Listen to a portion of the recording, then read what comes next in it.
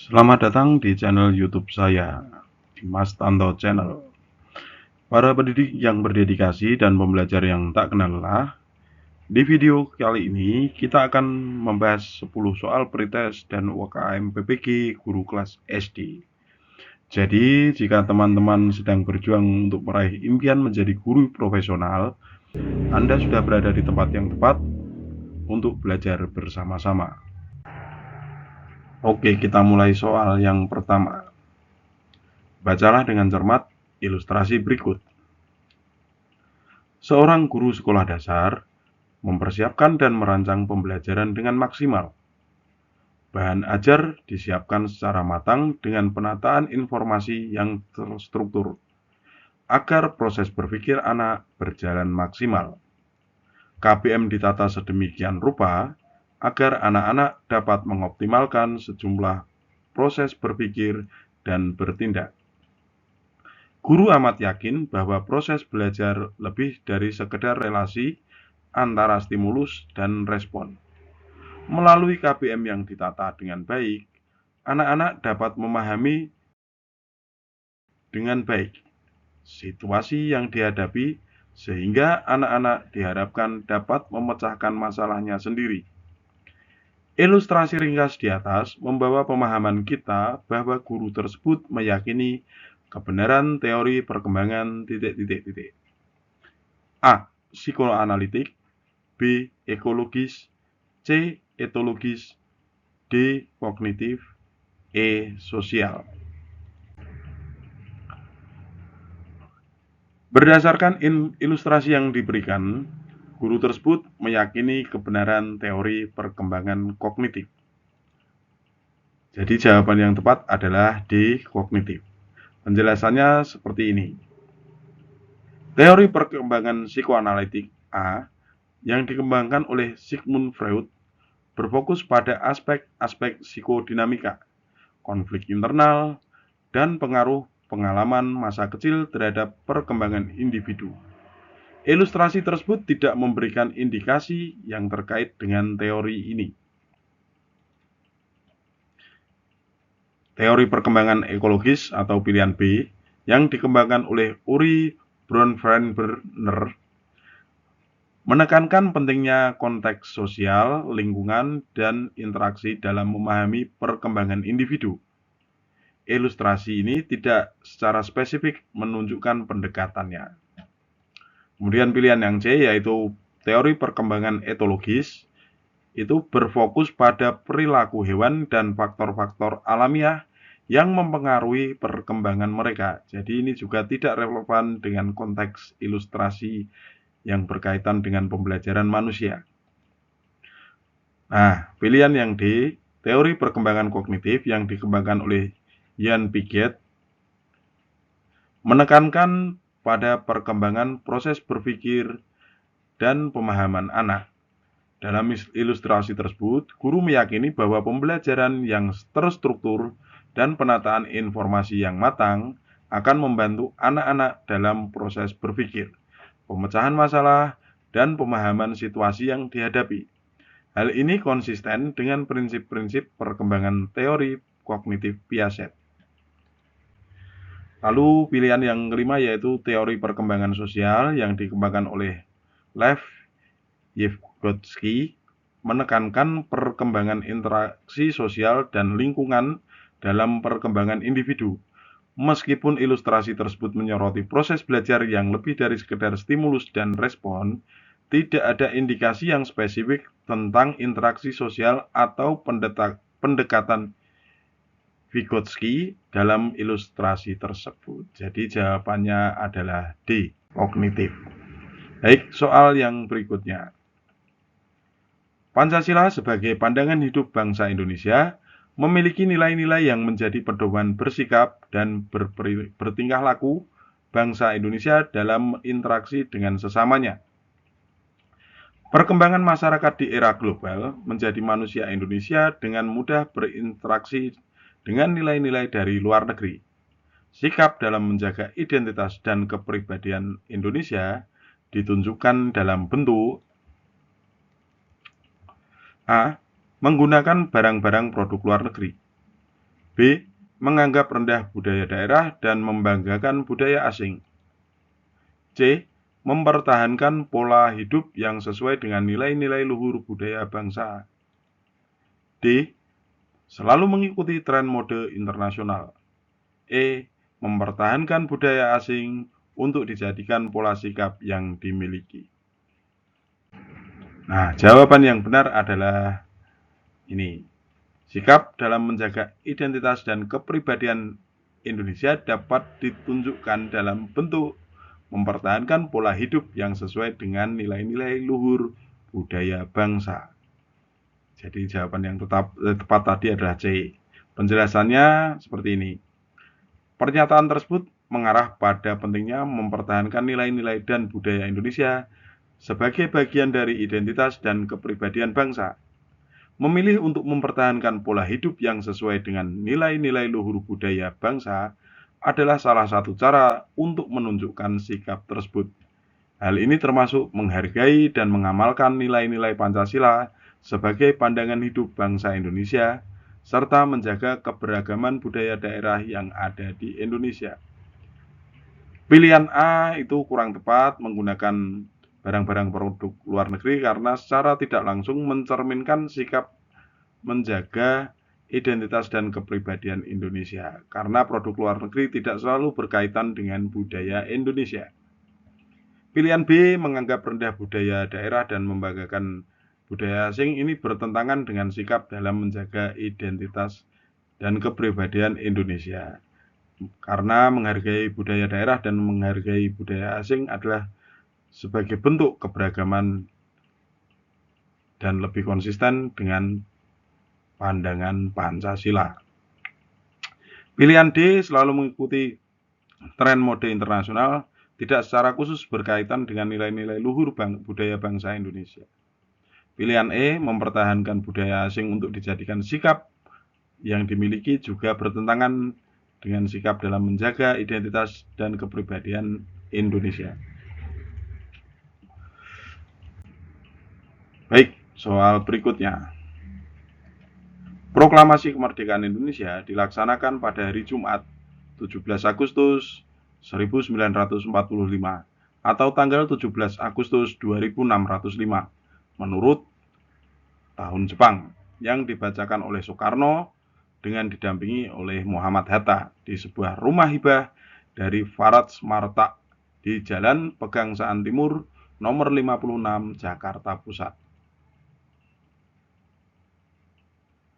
Proklamasi tersebut menandai dimulainya perlawanan diplomatik dan bersenjata dari Revolusi Nasional Indonesia yang berperang melawan pasukan Belanda dan warga sipil pro-Belanda.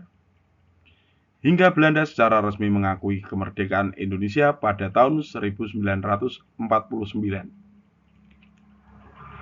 Metode sejarah yang sesuai untuk mengumpulkan sumber lisan dan tertulis dari peristiwa sejarah nasional di atas adalah A. Heuristik, B. Kritik sejarah, C. Interpretasi, D. Eksplanasi, dan E. Historiografi. Metode yang sesuai untuk mengumpulkan sumber lisan dan tertulis dari peristiwa sejarah nasional yang disebutkan adalah kritik sejarah. Jadi jawaban yang tepat adalah B. Penjelasannya seperti ini. Pada pilihan A, yaitu heuristik, adalah metode sejarah yang berkaitan dengan pencarian sumber-sumber baru dan pemilihan sumber yang relevan. Namun dalam konteks pertanyaan ini tidak ada indikasi tentang pencarian sumber-sumber baru atau seleksi sumber yang spesifik. Nah, untuk pilihan B adalah metode yang melibatkan evaluasi, analisis, dan penilaian kritis terhadap sumber-sumber sejarah. Dalam kasus ini, untuk mengumpulkan sumber lisan dan tertulis dari peristiwa sejarah proklamasi kemerdekaan Indonesia, penting untuk melakukan kritik sejarah terhadap sumber-sumber tersebut, seperti menganalisis keandalan, keakuratan, dan bias yang mungkin ada dalam sumber-sumber tersebut. Untuk pilihan yang C, yaitu interpretasi, adalah metode yang melibatkan pemahaman dan penafsiran terhadap fakta-fakta sejarah. Interpretasi diperlukan setelah sumber-sumber dikumpulkan dan dikritisi. Dalam konteks pertanyaan ini, fokusnya adalah metode pengumpulan sumber, bukan interpretasi. Kemudian yang D, eksplanasi adalah metode yang berkaitan dengan penjelasan atau penyusunan narasi tentang peristiwa sejarah. Metode ini lebih cocok digunakan setelah sumber-sumber dikumpulkan dan dikritisi dalam rangka memahami peristiwa secara menyeluruh. Lalu yang E, historiografi adalah studi penulisan sejarah, termasuk metode dan pendekatan yang digunakan oleh para sejarawan. Meskipun penting dalam penelitian sejarah, historiografi tidak secara langsung berkaitan dengan metode pengumpulan sumber dalam konteks pertanyaan ini. Soal selanjutnya. Pada saat guru menghadapi siswa dengan gejala aktif, kreatif, tetapi kurang komitmen pada tugas, tindakan yang tepat dilakukan adalah A. Memberi tugas yang menuntut kreativitas siswa. B. Mengembangkan komitmen siswa untuk mengendalikan diri. C. Mengarahkan siswa mengikuti pelatihan kreativitas. D. Mendampingi siswa bekerja sama dengan orang tua. Dan E. Melakukan pelatihan dengan teknik outbound. Jawaban yang tepat itu adalah seperti ini. Tindakan yang tepat dilakukan saat guru menghadapi siswa dengan gejala aktif, kreatif, tetapi kurang komitmen pada tugas adalah dengan mengembangkan komitmen siswa untuk mengendalikan diri. Jadi jawaban yang tepat adalah B. Penjelasannya seperti ini. Memberi tugas yang menuntut kreativitas siswa, pilihan A, mungkin memperkuat aspek kreatif siswa, tetapi tidak langsung menangani kurangnya komitmen pada tugas. Jika siswa tersebut kurang komitmen, memberikan tugas yang menuntut kreativitas saja mungkin tidak dapat memperbaiki masalah tersebut. Lalu opsi B yaitu opsi C, mengarahkan siswa mengikuti pelatihan kreativitas juga akan memperkuat aspek kreatif siswa, tetapi tidak secara langsung menangani kurangnya komitmen pada tugas. Masalah yang perlu diatasi adalah kurangnya komitmen siswa, bukan hanya mengembangkan kreativitasnya. Lalu pilihan yang D yaitu mendampingi siswa bekerja sama dengan orang tua, dapat membantu membangun komunikasi antara guru, siswa, dan orang tua, tetapi tidak secara langsung menangani kurangnya komitmen pada tugas.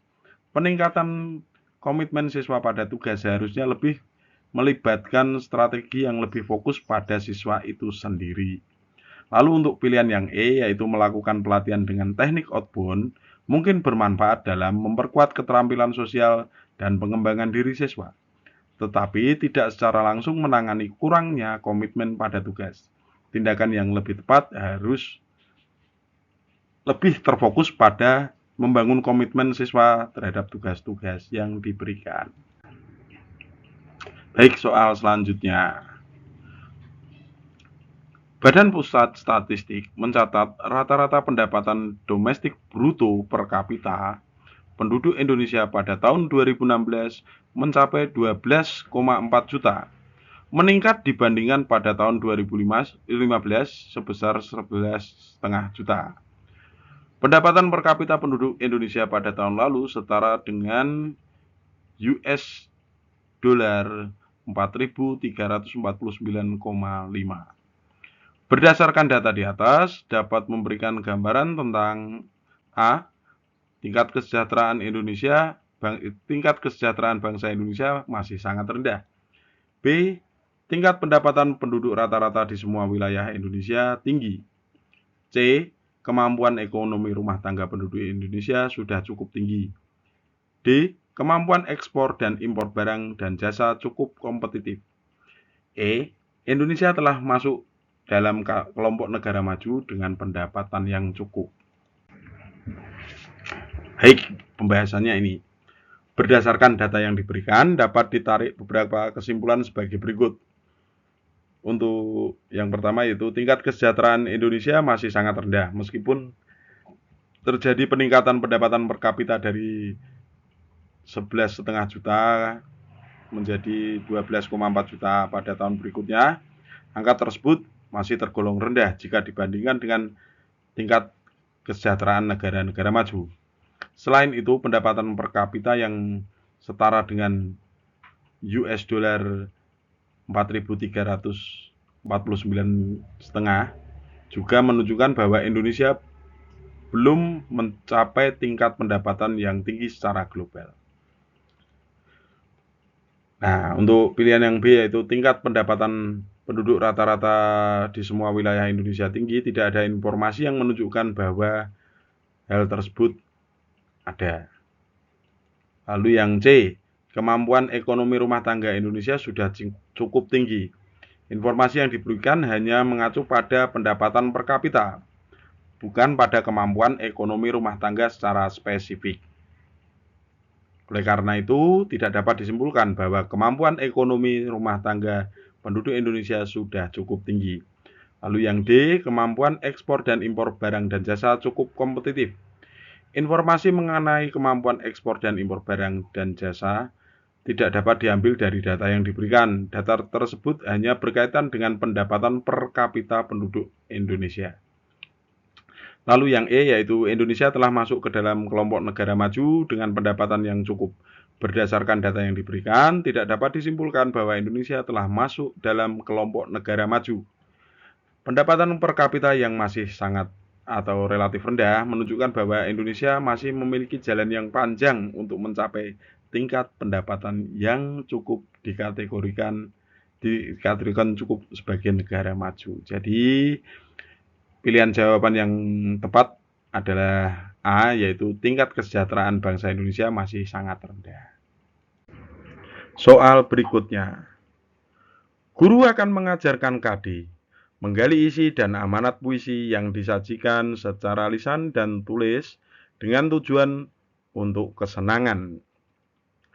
Agar KD tersebut dapat dicapai, jenis materi yang diajarkan guru adalah A. Metakognisi, B. Prosedural, C. Prinsip, D. Konseptual, E. Faktual.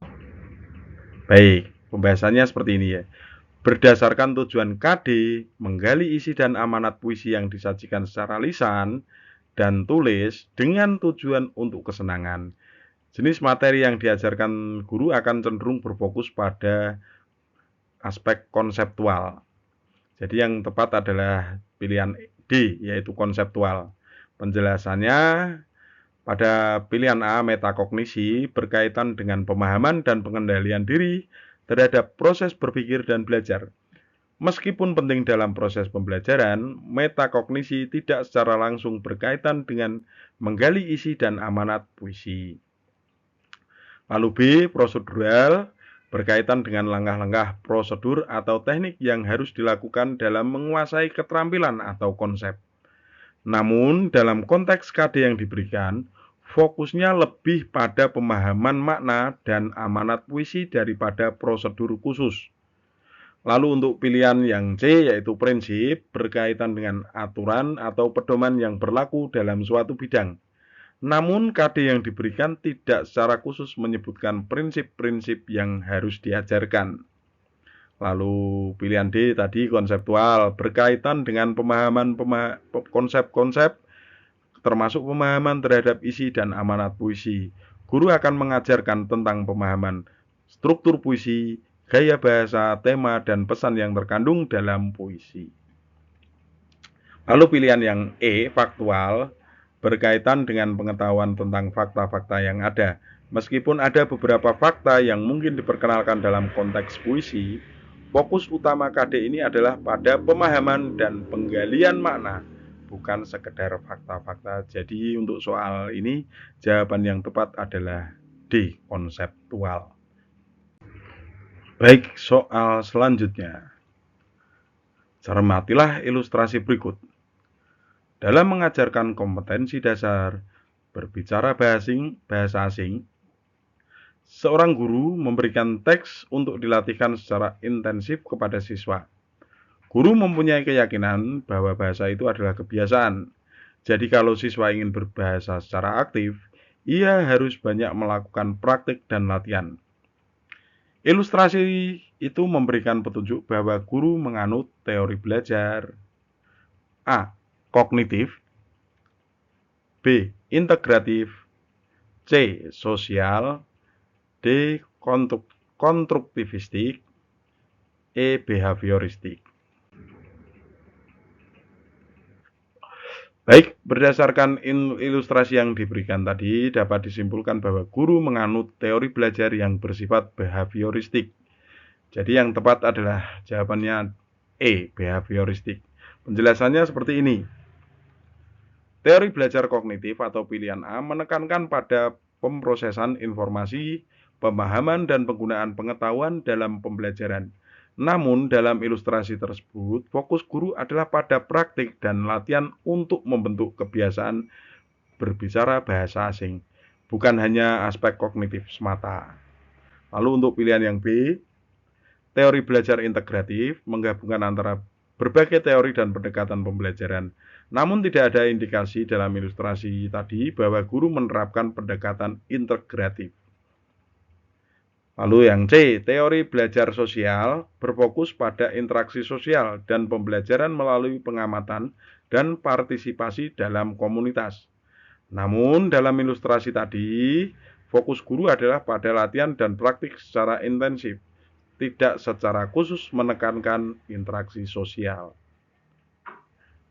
Teori belajar yang D, yaitu konstruktivistik, menekankan pada konstruksi pengetahuan melalui pengalaman dan refleksi. Ilustrasi tadi tidak secara khusus menyebutkan konstruksi pengetahuan oleh siswa, tetapi lebih menekankan pada latihan dan praktik untuk membentuk kebiasaan.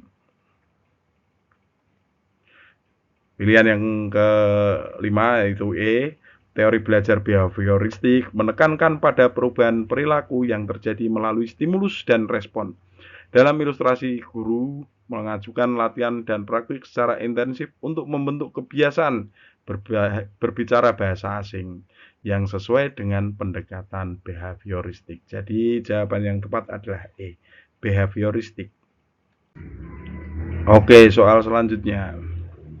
Perhatikan kutipan cerpen Robohnya Surau Kami, karya A. Nafis berikut.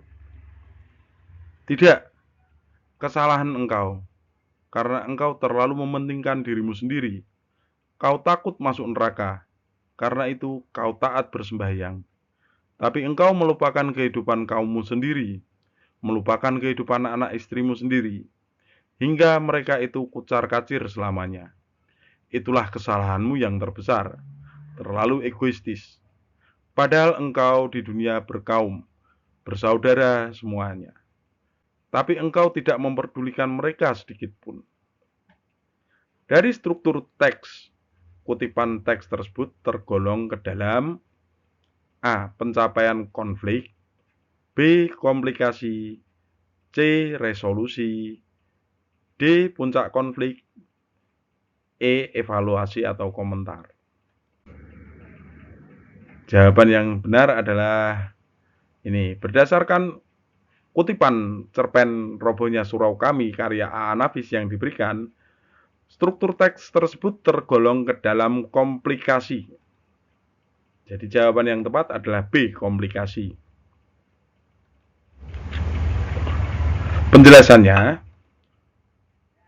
pada pilihan A, pencapaian konflik, mengacu pada tahap di mana konflik dalam cerita mencapai puncaknya atau diselesaikan. Kutipan yang diberikan belum mencapai tahap tersebut. Lalu B, komplikasi, merujuk pada peningkatan ketegangan dan masalah dalam cerita. Dalam kutipan tersebut terdapat penjelasan mengenai kesalahan yang dilakukan oleh seseorang yang terlalu mementingkan diri sendiri dan melupakan kehidupan orang lain. Hal ini menciptakan komplikasi dalam cerita. C. Resolusi adalah tahap di mana konflik atau masalah dalam cerita diselesaikan atau dipecahkan. Kutipan yang diberikan belum mencapai tahap tersebut. Lalu D. Puncak konflik, mengacu pada titik tertinggi ketegangan atau konflik dalam cerita. Kutipan tersebut tidak mencapai puncak konflik, tetapi lebih menjelaskan tentang komplikasi yang terjadi. Evaluasi atau komentar merujuk pada penilaian atau komentar terhadap cerita. Kutipan yang diberikan tidak berfungsi sebagai evaluasi atau komentar, tetapi lebih berfungsi sebagai bagian dari narasi cerita. Soal berikutnya. Seorang siswa takut mengikuti penilaian akhir sekolah. Ketakutannya muncul karena harapan orang tua bahwa siswa harus memperoleh nilai sempurna untuk semua mata pelajaran. Perlakuan guru yang sesuai untuk membantu siswa tersebut mengatasi ketakutannya adalah A. Bekerja sama dengan konselor mengalihkan kewenangan penanganan siswa. B. Bekerja sama dengan kepala sekolah untuk membuat kebijakan khusus. C. Bekerja sama dengan guru lain untuk membantu siswa. D. Bekerja sama dengan wakasek kesiswaan memberikan dispensasi. E. Bekerja sama dengan orang tua siswa untuk mengurangi harapan.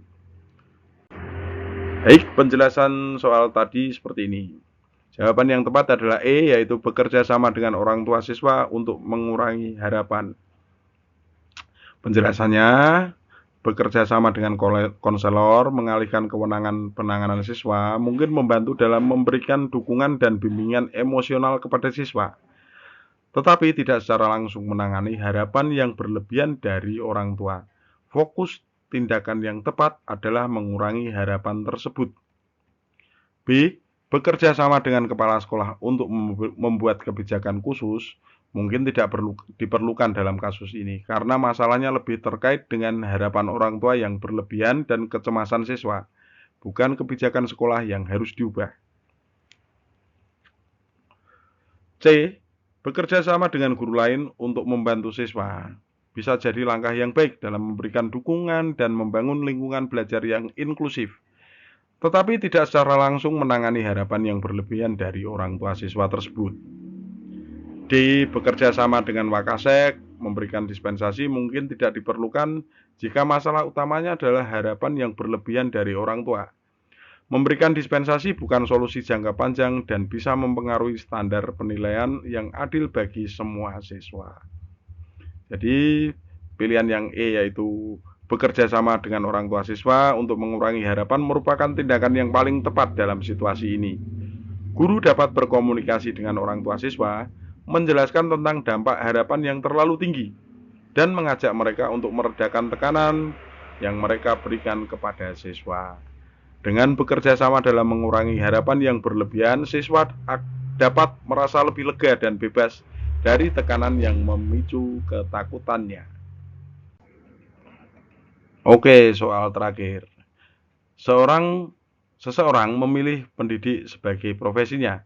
Ia menyadari bahwa di dalam menjalankan tugasnya harus didasari oleh panggilan jiwa, bukan motif yang lain. Berikut ini adalah contoh perilaku yang menunjukkan panggilan jiwa seorang pendidik sebagai pembela kebenaran dalam membimbing peserta didik. Yang pertama yaitu siap menjadi saksi siswanya yang diyakini difitnah oleh siswa dari sekolah lain.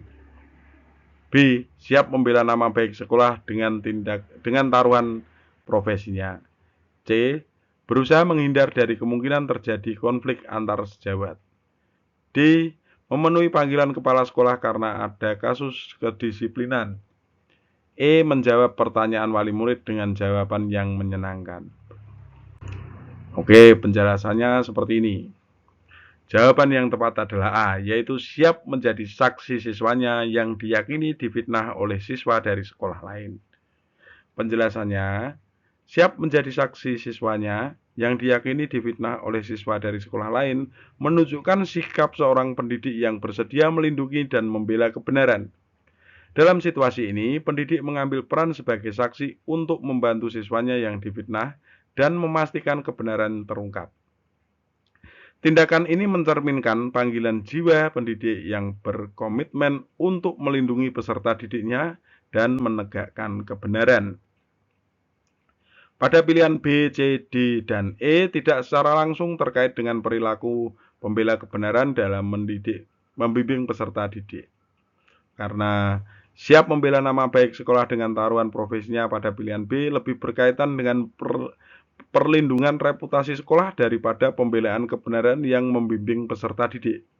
Lalu untuk pilihan yang C, yaitu berusaha menghindar dari kemungkinan terjadi konflik antar sejawat, lebih berkaitan dengan menjaga hubungan antara sesama pendidik daripada pembelaan kebenaran dalam membimbing peserta didik.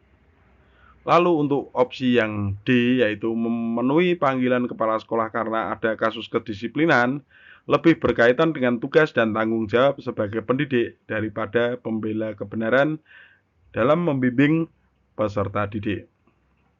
Menjawab pertanyaan wali murid dengan jawaban yang menyenangkan pada opsi E lebih berkaitan dengan menjaga hubungan dengan orang tua siswa daripada pembelaan kebenaran dalam membimbing peserta didik. Baik, demikian pembahasan soal kita kali ini. Atas waktunya saya ucapkan terima kasih. Jangan lupa share, subscribe, dan like agar channel ini tambah maju, lebih sering membuat konten-konten yang bermanfaat.